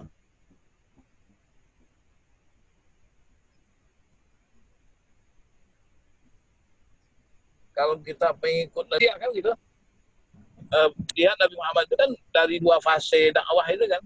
Fase pertama kan di Mekah. Ketika kita Muhammad Islam itu dalam keadaan minoritas, ya tidak mungkin ya berada di baris kekuasaan. Maka ya Nabi Muhammad tidak bertahan di sana. Nabi Muhammad disuruh pindah oleh Allah sampai ke di Madinah itu ya.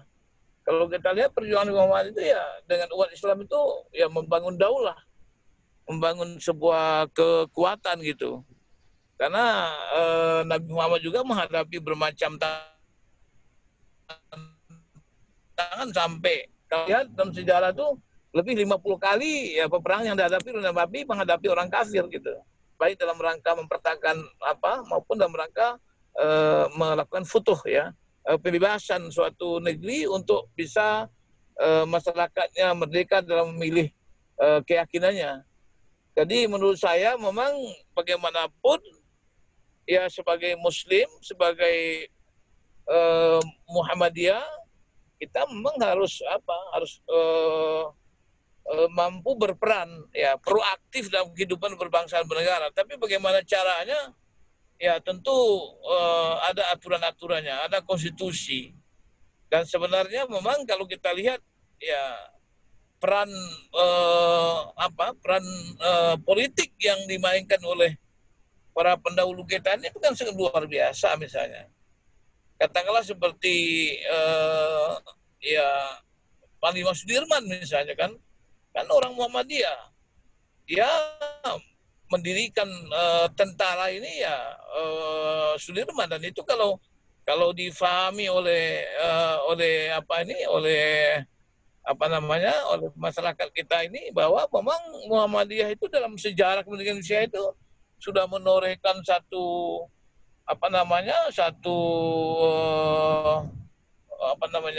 perjuangan yang luar biasa dalam kehidupan berbangsa dan negara. Nah, cuma tentu ini memang tantangannya kepada kita, Pak. Kita tentu tantangannya bagaimana kita melahirkan orang-orang terbaik di Muhammadiyah ini. Melalui pendidikan kita, melalui perkaderan kita, inilah proses kita. Jadi beda dengan misalnya partai politik, ya mereka menyiapkan kader-kadernya, kemudian berjuang melalui jalur politik, melalui berjuang di katakanlah di lembaga perwakilan rakyat dan segala macam. Nah, Muhammadiyah dalam sejarah selama ini berjuang melalui melahirkan kader-kader bangsa yang akan menjadi pemimpin bangsa, yang akan menjadi presiden, yang akan menjadi menteri. Ya, ini tentu memerlukan satu langkah-langkah strategis yang tidak saja kemauan setiap pribadi, tapi ini artinya desain political engineering ini, rekayasa politik ini harus dibuat secara lebih komprehensif. Jadi bukan pribadi-pribadi. Oh, ini masuk partai ini, masuk partai itu. Kemudian harus berada di mana-mana. Lalu mereka masuk sendiri-sendirian. Ini nggak bisa. Muhammadiyah harus mempunyai sebuah platform politiknya seperti apa. Katakanlah kalau kita ini tidak partai politik, oke lah, karena memang kita sudah memilih jalan untuk tidak partai politik. Tapi memang kita juga tahu bahwa tidak hanya partai politik yang bisa menentukan arah politik ini, ada juga faktor yang lain. Ya katakanlah kalau sekarang kita melihat bahwa antara politik dan ekonomi sesuatu yang tidak bisa dipisahkan. Siapa yang pegang uang, itulah yang pegang politik. Nah kan begitu. Jadi menurut saya memang bagaimanapun ya Muhammadiyah secara nasional harus mempunyai platform politiknya harus jelas. Jadi artinya kita punya konsep yang jelas. Bagaimana rekayasa rencana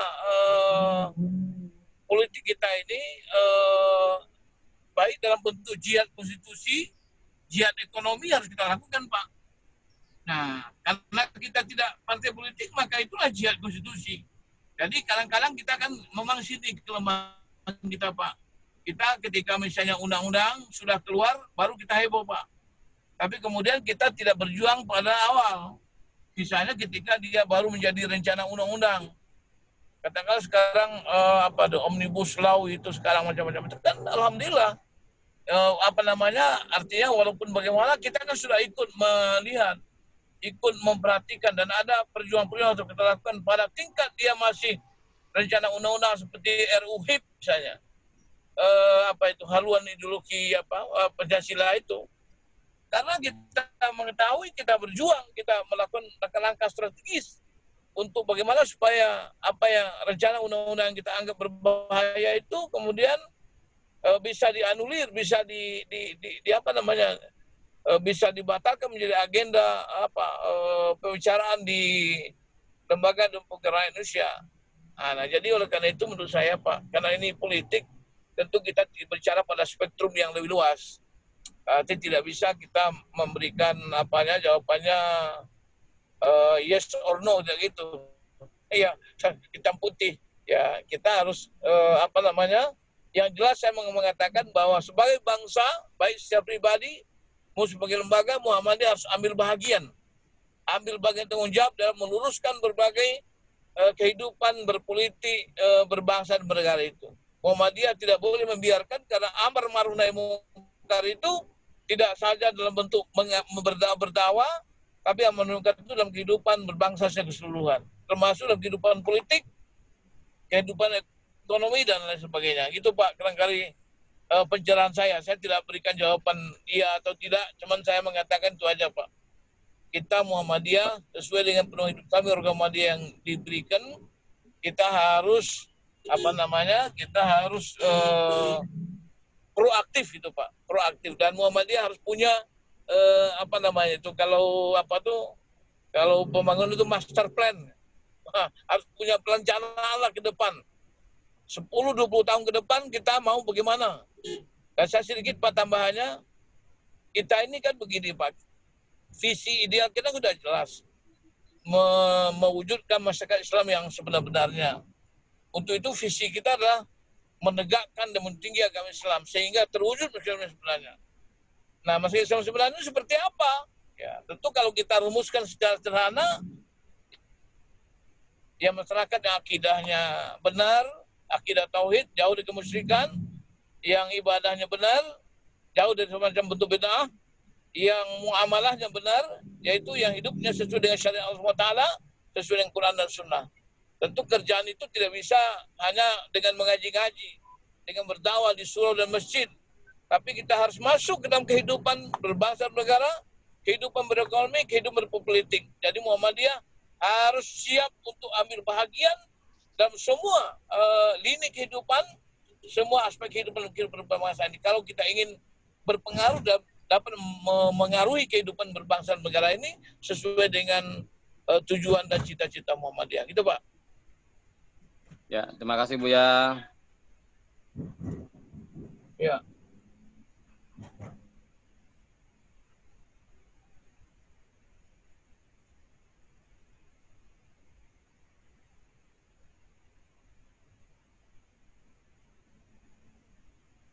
Bor. Halo, silakan. Masih belum sampai di tujuan ini. Saya ini lagi di mobil juga nih, Pak. Maaf kalau ada gangguan. Saya ingin bertanya, Buya. Baik, Buya, saya mau bertanya nih, Buya. Buya, kalau silakan. Kita perhatikan sekarang ini kan kekuatan global ini kan sekarang ini komunis sedang begitu menguasai ya, Buya ya. Melalui induk semangnya Partai Komunis Cina. Apalagi mereka sudah statement bahwasanya mereka siap memerangi bangsa-bangsa termasuk di Asia Tenggara. Ya, termasuk Indonesia ini mobil khusus dalam mengamankan jalur ekonomi mereka. Termasuk sumber daya yang mereka ingin klaim, yaitu di Laut Cina Selatan itu, laut yang termasuk Natuna diantaranya itu. Nah, menurut Buya, sampai sejauh mana pengaruh, katakanlah, Cina ini terhadap apakah ada orang-orang di Muhammadiyah yang terkena nih Bu Yani, apa dimasukkan oleh orang-orang Cina ini, komunis lah kira gitu, sampai sejauh mana gitu.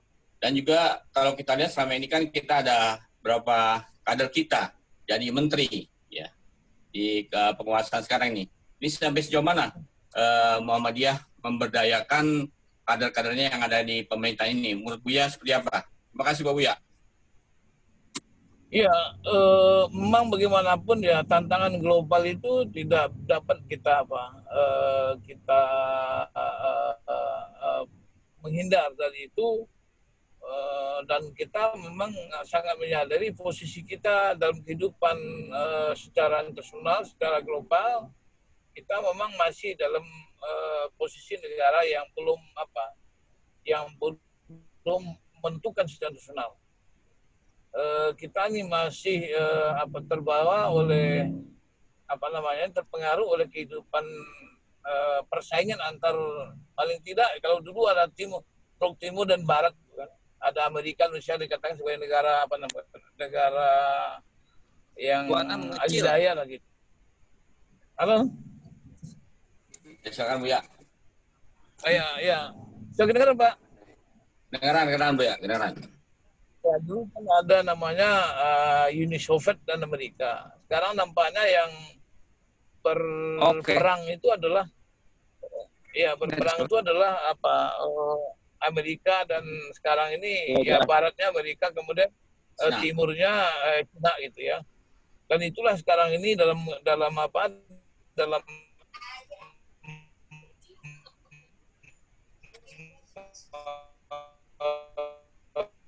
putus-putus Bu ya suaranya.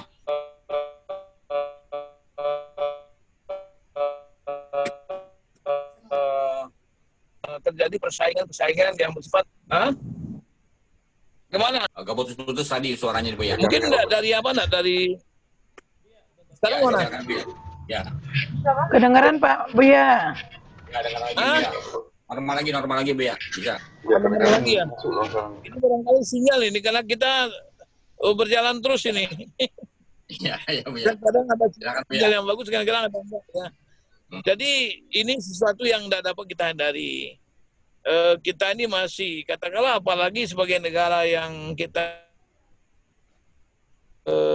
punya hutang yang banyak, ya kita bagaimanapun tidak bisa melepaskan diri dari pengaruh negara-negara yang kita katakanlah ya sebutlah Cina misalnya, ya Cina hutangnya banyak ya. Makanya Rasulullah SAW itu juga mengingatkan kita berdoa daripada ghalabatud-dain. Kita bersinur pada ghalabatud-dain, terikat dengan hutang. Nah, kalau kita sudah terikat dengan hutang itu, maka Rasulullah mengatakan wa qahrur rijal. Wa qahrur rijal itu artinya apa? Ya, kalau kita sudah berhutang, maka kita akan dikuasai. Maka itu doa itu kan sepasang itu. Ya. Jadi kalau kita sudah hutang, kita dikuasai. Baik secara pribadi maupun secara institusi maupun secara negara. Ya, kalau kita terikat dengan hutang, ya kita akan dikuasai oleh negara tempat kita berhutang. Nah, jadi karena itu sekalian, ini mungkin tentu kewajiban kita lah. Kewajiban kita dalam kehidupan berbangsa dan negara ini supaya bagaimana kita ya memang ya agak susah juga ya. Ini tidak sederhana ini. Memang sangat tidak sederhana ya. Dan ini tidak bisa ya. Kalau utangnya udah sekian banyak ya gimana? Nah tentu Bapak sekalian, ya saya cuma ingin mengatakan bahwa sebagai umat Islam, sebagai bangsa yang mayoritas, tentu punya tanggung jawab yang sangat besar dalam kehidupan berbangsa dan bernegara ini, dan kita tidak boleh tidak ikut ambil bahagian gitu. Dan kita harus gigih dalam bentuk apapun, dalam kita harus melakukan langkah-langkah strategis bagaimana memperbaiki kehidupan berbangsa dan bernegara. Dan itulah yang sekarang ini saya lihat yang dilakukan oleh tokoh-tokoh kita seperti Pak Din Samsudin segala macam itu, ada langkah-langkah strategis. Dan semua langkah itu akan boleh dan bisa kita lakukan sepanjang itu dimungkinkan oleh aturan-aturan dan undang-undang. Dan kita sebagai Muhammadiyah, gerakan dakwah kita, salah satu sifat dan berada kita itu adalah selalu mengindahkan aturan-aturan yang berlaku. Nah, cuman ya peluang kita itu bagaimana kita memaksimalkannya. Ya, saya tidak ingin juga mengatakan bahwa bagaimana apa peran daripada kader-kader Muhammadiyah yang berada di katakanlah di medan politik itu sudah maksimal lah. Itu ya barangkali kita sangat relatif ya, apalagi dalam jumlah yang tidak banyak ya, kader Muhammadiyah itu kalau jadi menteri ya katakan berapa orang, cuma 1-2 orang lah kalau yang apa itu. Gitu juga di saya ingin katakan terus bahwa Muhammadiyah ini ke depan kita sebetulnya salah satu langkah strategis ke depan kalau kita ingin memperbaiki kehidupan bangsa ini, di samping kita melahirkan kader-kader pemimpin untuk Muhammadiyah, kita juga harus menyiapkan kader-kader politisi yang handal. Ya, para politisi handal. Dulu ada Pak Lukman Harun, ada M. Fatwa, ada contoh-contoh orang-orang yang katakanlah oleh Muhammadiyah ya merupakan perwakilan Muhammadiyah yang berbicara di forum-forum nasional. Sekarang barangkali itu perlu bahwa kita tidak partai politik, tapi kita harus menyiapkan para politisi handal. Jadi harus ada kader-kader politik, ada kursus-kursus politik, ada pelatihan-pelatihan politik yang kita siapkan sehingga nanti ya anak muda kita, generasi muda kita ya ketika mereka harus terjun ke dunia politik, mereka sudah punya bekal, mereka sudah punya ilmu pengetahuan, sudah terampil. Jangan kemudian masuk politik hanya dengan tangan kosong. Ya samping uang tidak ada, ilmu juga kurang. Akhirnya ya bukan malah ke sana jadi tukang pancing, memancing ikan, tapi malah ya ikan melarikan tukang pancingnya. Tadinya mau masuk ke sini ke sana untuk merubah dari dalam. Ya bagaimana merubah dari dalam, semuanya lemah, uang nggak ada, ilmu juga kurang, pengalaman tidak banyak. Nah inilah barangkali tugas Muhammadiyah, bagaimana menyiapkan kader-kader polisi yang lebih handal, siap, ekonomi juga kuat, kemampuan nalarnya intelektual juga kuat, dan posisi tawarnya juga akan semakin tinggi. Saya rasa itu Pak. Dan ini yang tidak kalah pentingnya, umat ini harus Muhammadiyah harus menyadari betul, memahami betul visi ideal Muhammadiyah itu apa dan bagaimana caranya kita untuk mencapainya, untuk mendapatkannya dengan langkah-langkah yang lebih komprehensif, termasuk langkah-langkah strategis dalam bidang politik. Itu Pak. Terima kasih Buya. Iya.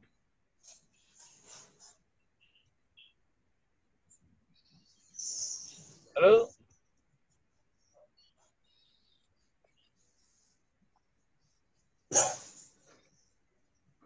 Ya, bagi Bapak Ibu yang ingin bertanya silakan. Langsung saja bertanya ke Pak Buya Risman. Silakan.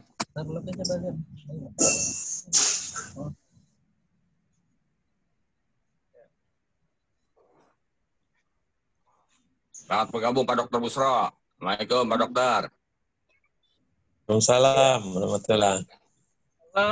Selamat pagi. Assalamualaikum Pak Busro. Sehat? Waalaikumsalam warahmatullahi.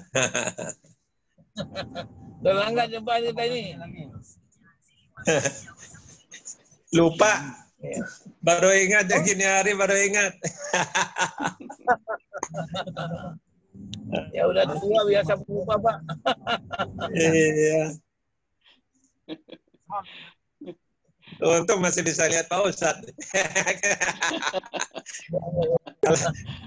Udah hampir tutup rupanya nih. Dari jam 7.30 Pak Dokter, alhamdulillah sudah dimulai. Pada waktunya jadi lupa, padahal kemarin diingat-ingatkan terus.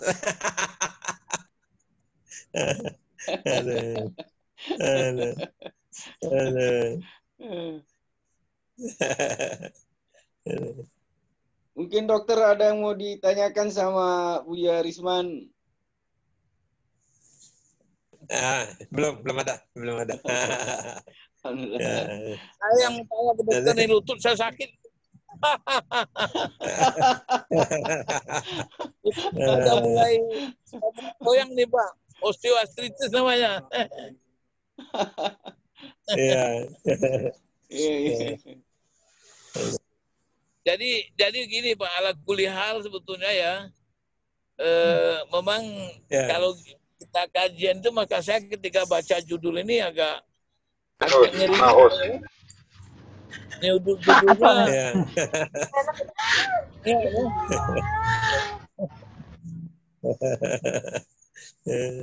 Jadi agak berat judulnya ini.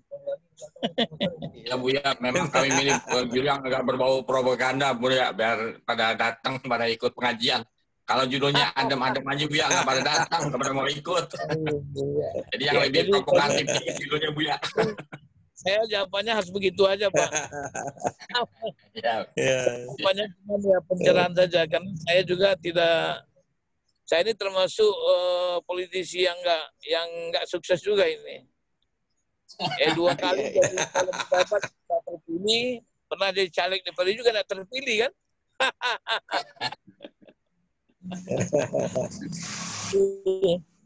Memang harus jadi ustadz terus kali, nggak perlu jadi politisi kali. Iya. Tapi saya memang kerja begini Pak. Malah saya setiap kali terpilih saya bersyukur Pak. Karena Allah menjauhkan saya dari fitnah kekuasaan lah. Ya karena belum tentu juga saya kuat Pak. Iya. Apalagi jadi politisi. Godaan kekuasaan. Itu Pak. Godaan kekuasaan itu lain juga rupanya. Iya. Alhamdulillah nih. Jadi walaupun dari mobil Pak ya, masih bisa jalan Pak ya? Alhamdulillah Bu ya. Tadi banyak kosong nggak Pak? Banyak yang hilang nggak suaranya? Banyak. Terlalu Depok ini nggak terlalu ini kedengaran nih suara Buya dari ada setengah jam. Tapi hilang nggak inti apanya ini? Inti pengajiannya. Ketangkap Bu ya. Enggak Bu ya. Intinya ketangkap Bu ya. Hanya sekitar 10% yang lolos lah suaranya. Iya. Selebihnya Bu ya, alhamdulillah. Saya ini kebetulan Pak, saya kan lagi di mobil menuju Gunung Sindur ini. Masya Allah. Nah, tapi alhamdulillah ada pilotnya. Tadi saya yang ini, sekarang ada pilotnya. Ini udah dipermatai. Ya Pak. Mudah-mudahan saya mohon maaf ini. Kalau enggak begitu, nanti kita ulang lagi lah. Baik Buya, insya Allah kalau misalnya Buya ada standby di tempat di tablik, lebih enak kayaknya, karena di sana kayaknya sinyal handphone lebih kuat kayak kalau di tablik ya Buya. Setan-setan pada takut biasanya. Kalau sini kan gini Pak, kita jalan kadang-kadang kita nyampe di ada tempat sinyal yang nggak bagus itu. Iya. Mungkin gitu. Nanti mungkin barangkali kita setting lagi lah insya Allah. Baik Buya. Bang Haji Ismet monitor. Gabung. Ya Pak. Ya. Mungkin ada closing statement dari Ketua Pimpinan Cabang Setiabudi Karet, Kak Ito. Sebelum kita tutup dengan hamdalah dan kafaratul majlis, mungkin ada closing statement dari Pimpinan Cabang Setiabudi Karet, Kak Ito.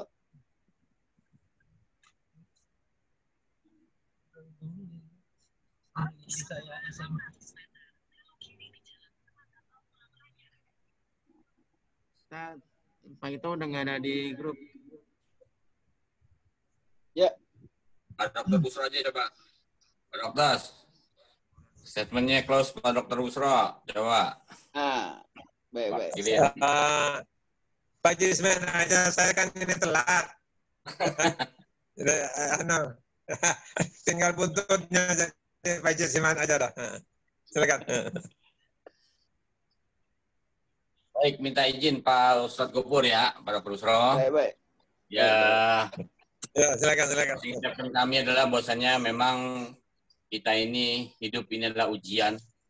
Hidup ini adalah merupakan sebuah pertempuran antara hak dan al-batil, sehingga seorang muslim harus senantiasa menyiapkan dirinya untuk menghadapi kehidupan yang memang penuh dengan perjuangan ini.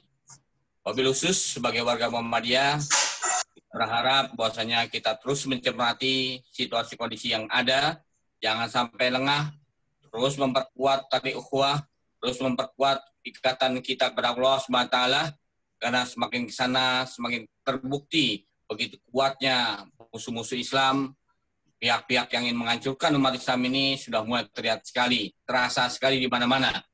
Sudah banyak tindakan-tindakan mereka. Terakhir kasus penusukan Syekh Al-Jabir itu, ini menunjukkan bahwasanya memang kita sudah ke arah, dan pada kutip mungkin kita berharap tidak terjadi, tapi sepertinya tanda-tandanya kekerasan ini semakin depan akan semakin nyata menimpa umat Islam. Oleh karenanya, seperti yang Allah katakan, Fa'idul asalkum, untuk menyiapkan seluruh kekuatan kita ini menjadi hal yang terpenting bagi kita. Dan tadi yang menarik dari apa yang disampaikan oleh Buya Risman itu, bahwasanya kita harus mempersiapkan generasi kita untuk siap menghadapi kepemimpinan yang akan datang, mengambil alih kepemimpinan yang datang untuk kita isi. Ini menjadi sebuah tantangan bagi kita, bagaimana kita mempersiapkan kader-kader kita ini dengan pendidikan politik yang cukup, sehingga mereka nantinya ketika masuk dalam dunia politik ini, mereka tidak lagi buta, tidak lagi lugu, tapi mereka sudah punya pengetahuan. Nah, ini kita berharap nantinya mudah-mudahan, wabil khusus alhamdulillah, ketua PTM kita ini kan aktif ya di dunia politik. Yang nanti kita udah berharap mungkin nanti dari situ kita coba bikin agenda untuk pembinaan atau pendidikan politik untuk kader-kader kita, wabil khusus untuk generasi muda kita. Sehingga nanti kita berharap bahwasanya generasi muda kita ini siap menyongsong kehidupan di masa yang datang yang jauh lebih berat lagi tantangannya. Yang memang ini menjadi sunatullah seperti tadi Buya katakan, ya kalau memang hidup ini akan enak di dunia, enak di akhirat terutama, maka kita harus siap bersusah payah di depan dunia ini. Nah, kami atas nama pimpinan cabang mengucapkan banyak terima kasih atas seluruh pesan serta dari seluruh anggota pimpinan cabang, pimpinan Aisyah, ibu-ibu Aisyah, dan juga para kader muda, termasuk juga kepala unit yang ada. Alhamdulillah ada Bu Ses, sekuriti SMK kita, ada SMA, kemudian ada Pak Kusnadi, Kepsek SMK, juga ada Kepsek 909, hadir juga Alhamdulillah, dan juga Kepsek SMP. Jadi Bu ya, Alhamdulillah unit kita di pendidikan ikut hari ini mengikuti pengajian kita. Ini kami bersyukur, mudah-mudahan bulan depan kita adakan pengajian lagi lebih dalam lagi, lebih luas lagi para yang mengikuti pengajian ini.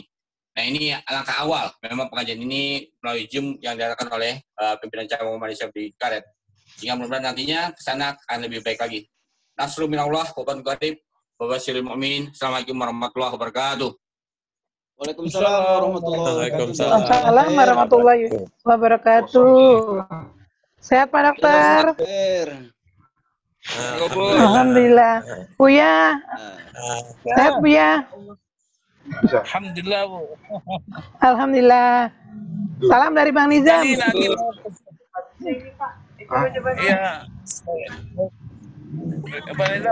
Iya Pak, salam dari Pak Nizam. Salam Pak. Iya ya Bu. Waalaikumsalam. Pak. Biasa di perjalanan. Dalam perjalanan juga nih kita Buya. Maaf ya Buya. Iya nih sama-sama kita dalam perjalanan juga nih. Iya. Itulah hebatnya kita sekarang.